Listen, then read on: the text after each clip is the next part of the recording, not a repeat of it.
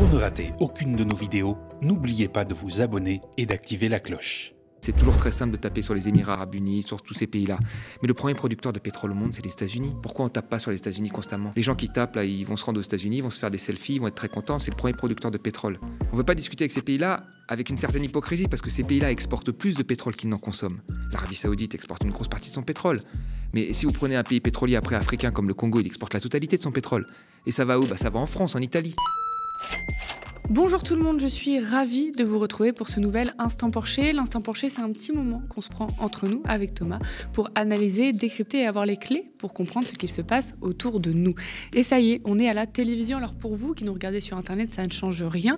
Quoique, c'est une révolution médiatique. Ça y est, grâce à vous, nous avons enfin un média libre et indépendant, un média des luttes sur les bouquets télé des box Internet. Cela fait déjà plus d'un mois que nous nous frottons aux grandes chaînes. Pour l'instant, nous sommes sur le canal 350 de Free, car malgré le conventionnement de l'Arcom, des opérateurs privés nous barrent encore la route. Nous avons d'ailleurs lancé une pétition contre cet accaparement des canaux, malgré un oui de l'État. Ils ont des milliards, mais nous sommes des millions, et c'est enfin le cas de le dire. Nous sommes plus d'1 million d'abonnés sur notre chaîne YouTube, alors merci. Cette chaîne ne vit que grâce à vous.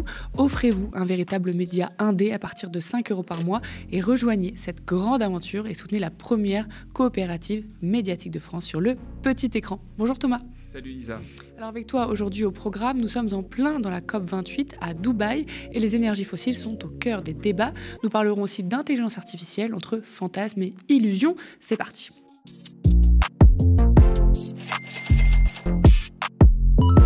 Est-ce la fin de l'ère du pétrole et des énergies fossiles? Sommes-nous à un tournant de l'histoire où le changement climatique est trop urgent, trop avancé? Peut-on faire la leçon aux pays pétroliers? Sont-ils vraiment le grand méchant loup? Nous sommes en plein dans la COP28, cette conférence internationale qui se déroule chaque année pour réunir les pays et échanger, voire décider sur des accords autour du changement climatique. Elle a démarré jeudi dernier et dure 2 semaines et elle se déroule à Dubaï, aux Émirats Arabes Unis. On le sait, on a l'habitude de le dire et on s'y habituerait presque, mais le bilan du changement climatique est catastrophique. 2023 devrait être l'année la plus chaude jamais enregistrée selon l'ONU. La baisse des émissions mondiales en 2030 par rapport à 2019 est estimée à 2% au lieu des 43% préconisés par les climatologues pour limiter le réchauffement à plus 1,5 degré, selon un rapport de l'ONU Climat du 14 novembre, rapporte Politis. Vous aurez noté le lieu de cette COP, Dubaï, et ça a pas mal posé de questions. La plus grande ville des Émirats Arabes Unis, le 5e plus gros émetteur de CO2 par habitant de la planète, avec 20,3 tonnes par habitant et par an, c'est 5 fois plus que la France. Les Émiriens consomment aussi 4 fois plus d'eau que la moyenne mondiale, sans parler des pistes de ski en intérieur ou des kilomètres de plages artificielles dans le pays, qui sont des aberrations écologiques, écrit Reporter, qui décrit aussi des installations de la COP28 qui ont été construites dans des conditions extrêmes par des ouvriers migrants. Ils ont notamment travaillé sous plus de 40 degrés en extérieur. Sultan Al-Jaber, le président de cette COP28, est également, entre autres, le patron de la compagnie pétrolière ADNOC, dotée des 11e réserves d'hydrocarbures du monde et qui a pu signer des accords avec Total, par exemple. On notera aussi la présence de nombreuses compagnies pétrolières très puissantes dans le monde et les jets privés et yachts affluent également autour de Dubaï pour l'événement. Le patron de la COP milite pour un triplement de la capacité de production mondiale d'énergie renouvelable et le doublement du rythme, toujours mondial, d'amélioration de l'efficacité énergétique, nous apprend toujours Reporter. En effet, l'énergie est au cœur de cette COP. Son président émirati appelle à mentionner le rôle des combustibles fossiles dans l'accord final. Le chef de l'ONU Climat a appelé, lui, à la phase terminale de l'ère fossile telle que nous la connaissons. Cette COP abordera aussi la question du captage et du stockage du carbone, un sujet sur lequel les Émirats Arabes Unis sont très actifs, raconte Reporter. Dirigée par un membre de la famille princière émirati, la société Blue Carbon achète des forêts tropicales par millions d'hectares pour générer des crédits carbone qu'elle compte revendre avec profit. Dès le premier jour, la COP28 a approuvé la création du fonds pour les dommages climatiques sous les applaudissements de représentants de presque 200 pays. Déjà discuté à la COP27, ce fonds est voué à compenser les pertes et dommages climatiques dans les pays les plus vulnérables, ce qui pourrait constituer un début d'apaisement entre le Nord et le Sud qui connaissent des tensions financières. Mais des questions restent ouvertes.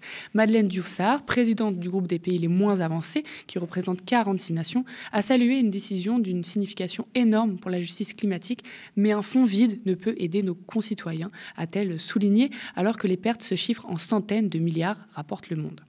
Les Émirats et l'Allemagne ont promis chacun 100 millions de dollars, le Japon 10 millions ou encore les États-Unis 17 17,5 millions par exemple. D'autres fonds verts ou aides financières vont être discutés durant cette COP, notamment pour la transition énergétique dans un monde où l'on rejette encore une vingtaine de milliards de tonnes de gaz à effet de serre en trop, selon la Convention cadre des Nations Unies sur le changement climatique.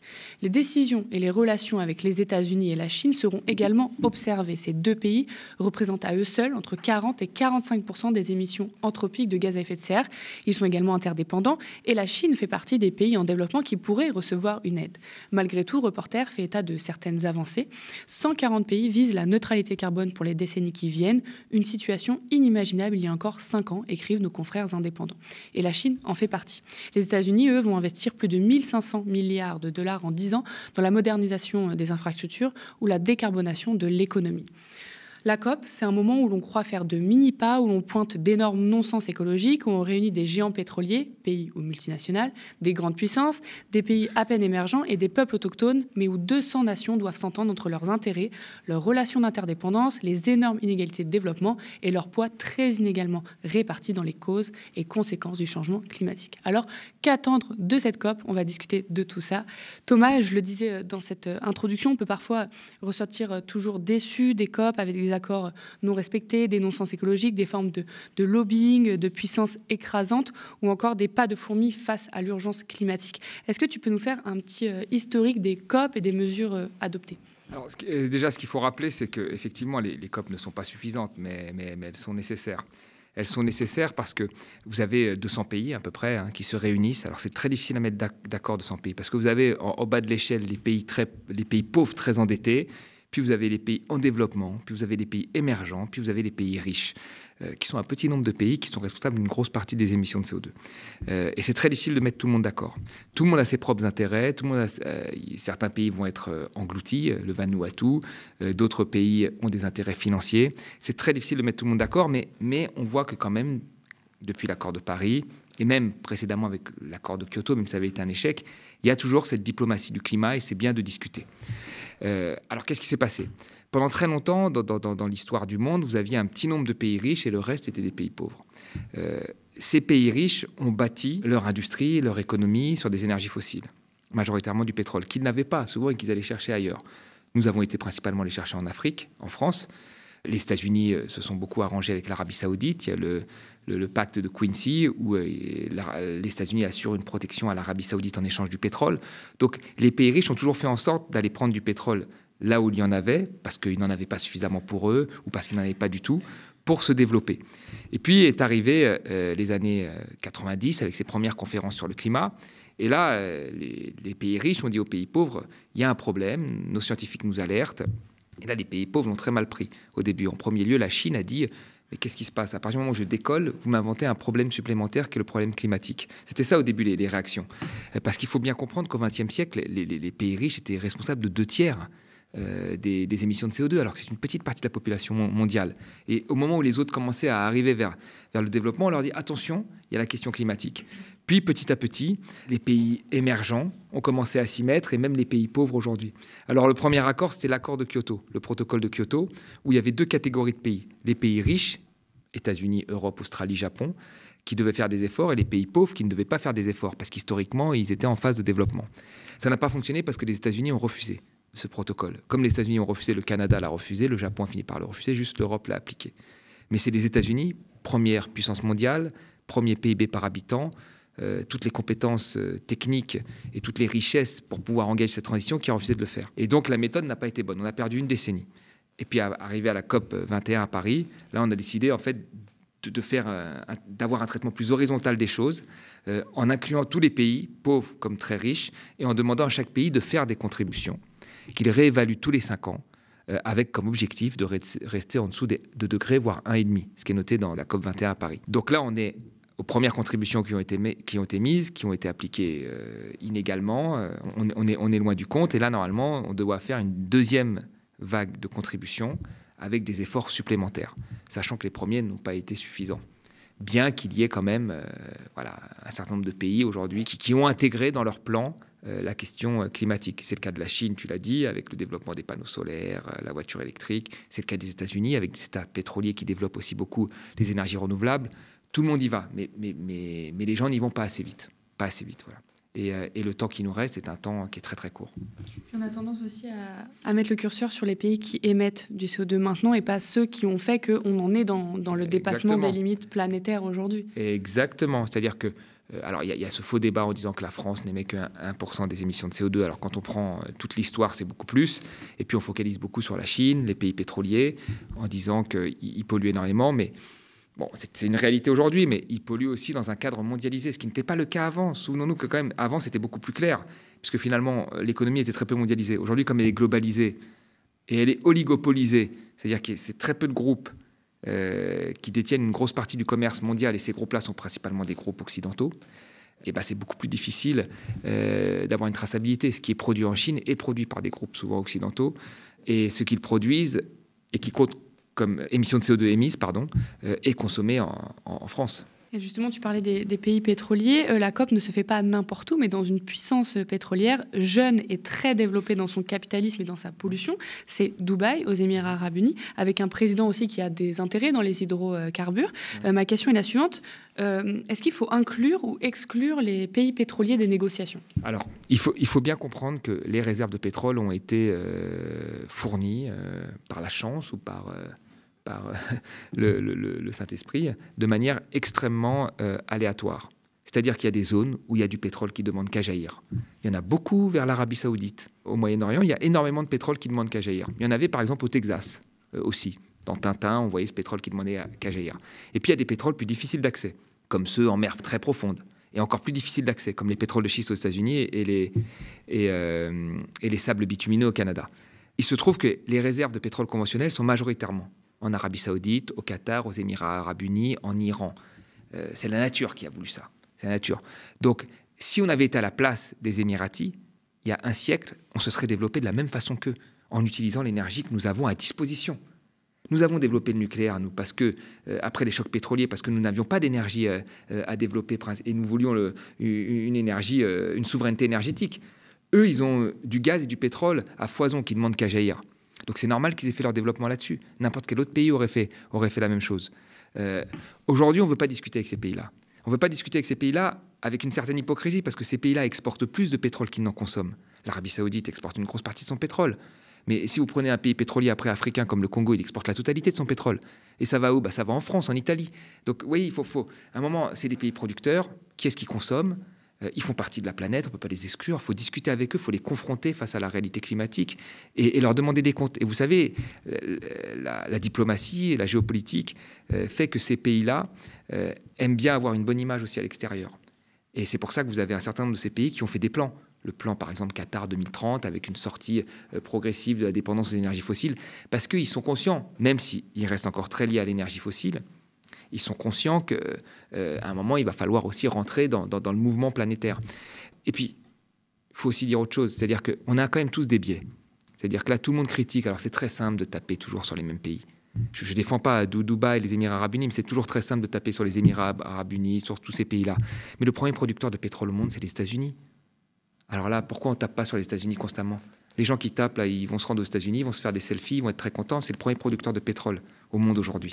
Nous avons besoin du gaz de schiste américain, vous voyez, parce qu'une grosse partie de l'Europe s'était mise dans le gaz russe. Vous avez Macron qui, à une conférence, avait dit à Biden qu'il avait vu le prince et qu'il lui avait demandé d'augmenter sa production de pétrole.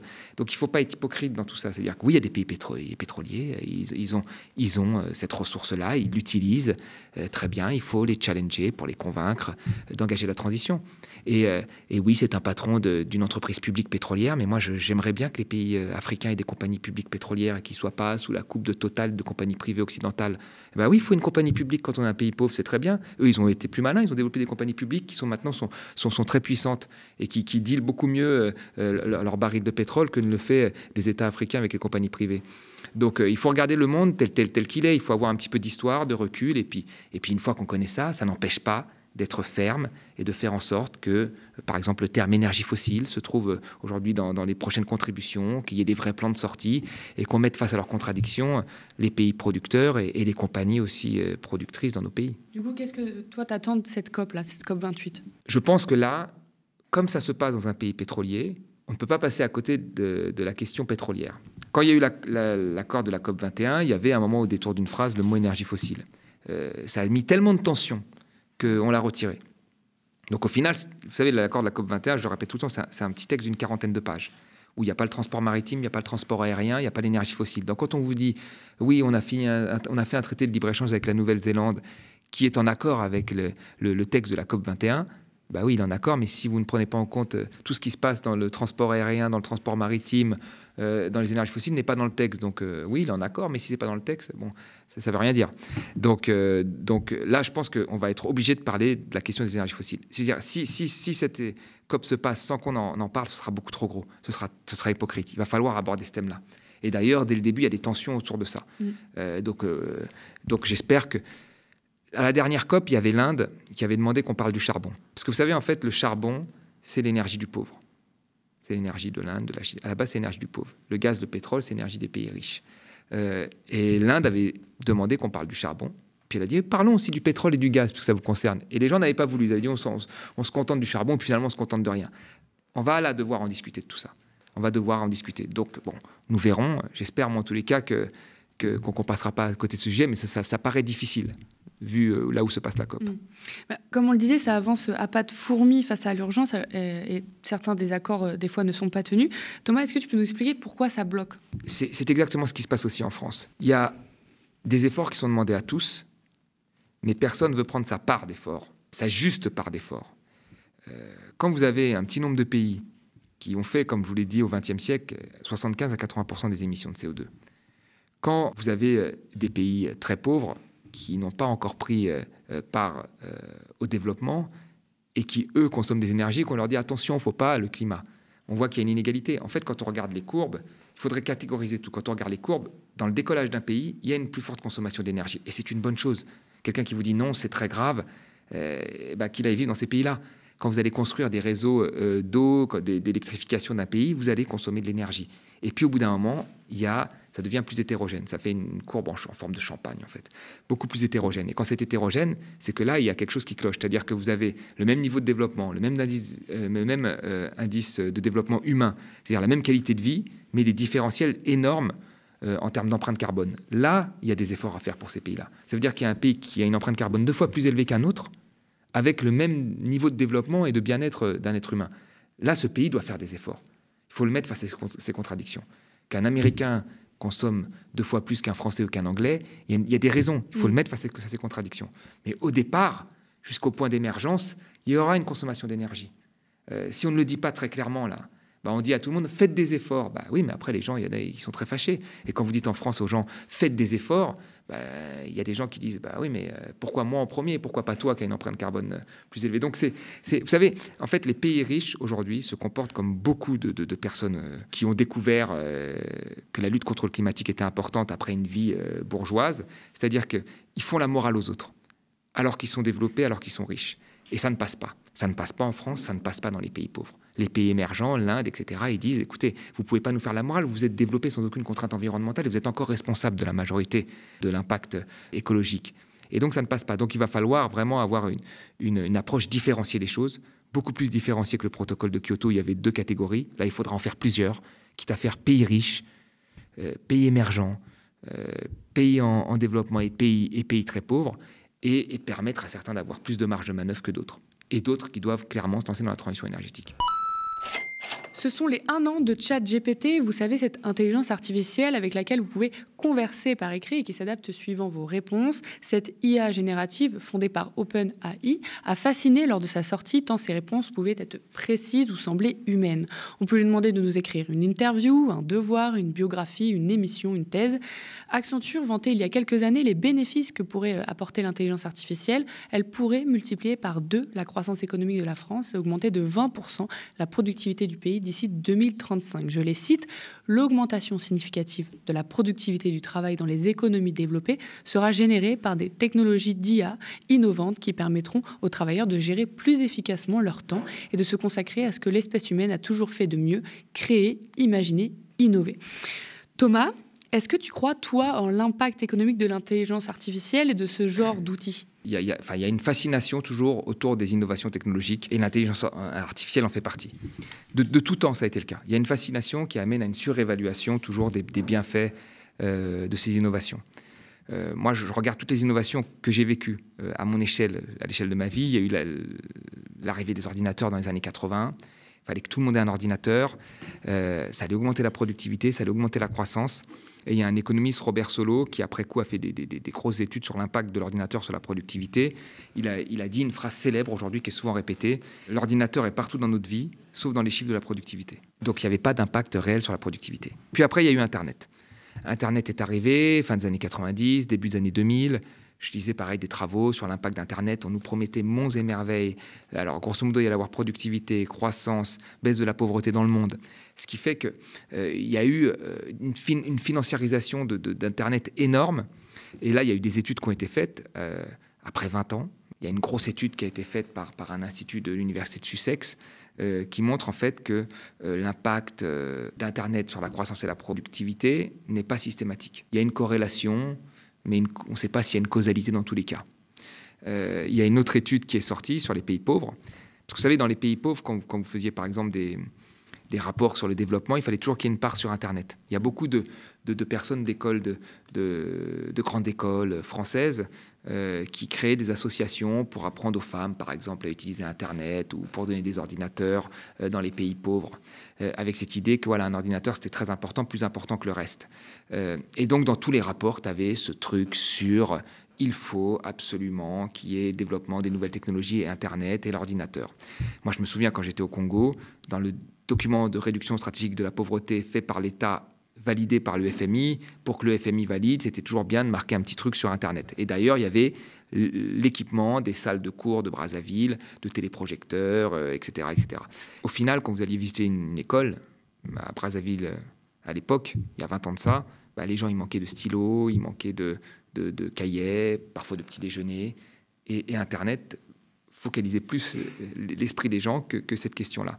Et une étude est sortie, donc encore une fois 20 ans après, qui a montré que Internet n'avait eu qu'un effet négligeable sur la lutte contre la pauvreté. Donc on se rend compte que pareil, Internet a eu c'est dans notre vie, mais sur la productivité, il n'y a pas eu vraiment d'effet systématique comme on nous l'avait promis. Et là, j'ai l'impression qu'on va nous refaire le coup avec l'intelligence artificielle, en disant que ça va tout changer, que ça va améliorer la santé. Mais vous voyez, d'un côté, vous améliorez la santé, très bien, peut-être la santé de pointe, et c'est très bien, c'est une bonne chose. Puis de l'autre côté, vous avez la santé. Je lisais un article l'autre fois dans un quotidien français où il parlait de Necker qui est à la pointe, mais qui vit aussi une crise, où vous pouvez venir aux urgences et attendre pratiquement 8-9 heures. Vous voyez, donc l'hôpital normal pour une fracture, vous allez attendre des heures, et puis après, sur des techniques de pointe, l'intelligence artificielle va permettre effectivement des améliorations. Donc il faut faire attention, ça ne va pas être ce que nous disent aujourd'hui les prophètes de l'intelligence artificielle. Il faut toujours prendre ça avec des pincettes. On peut voir d'autres impacts derrière l'innovation technologique et le progrès tant vanté.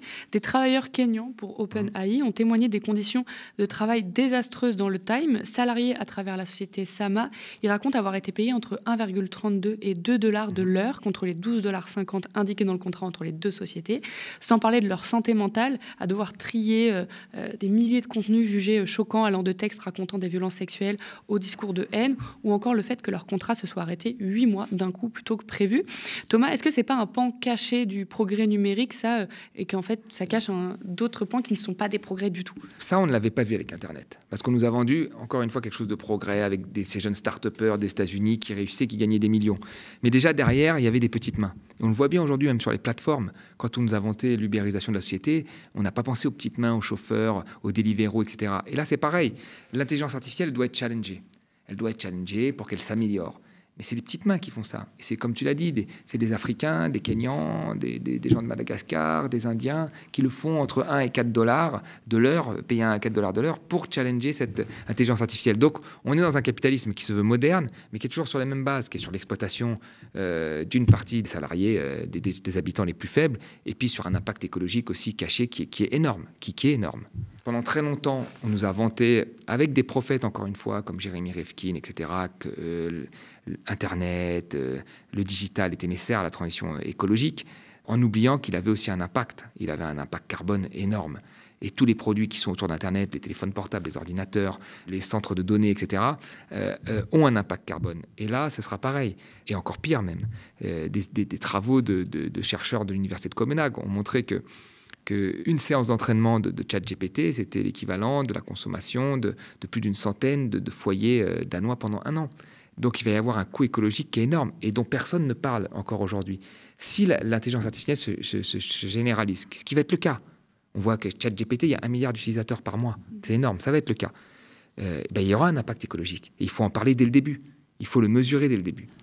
Ça, c'est la première des choses. Et puis, après, je ne dis pas qu'il ne faut pas s'y mettre. Je ne dis pas qu'il ne faut pas s'y mettre. Il faut avoir des acteurs européens d'intelligence artificielle parce que sinon, ça va être les Américains et les Chinois qui vont récupérer la mise. Il faut que nous ayons nos opérateurs. Donc, il faut s'y lancer.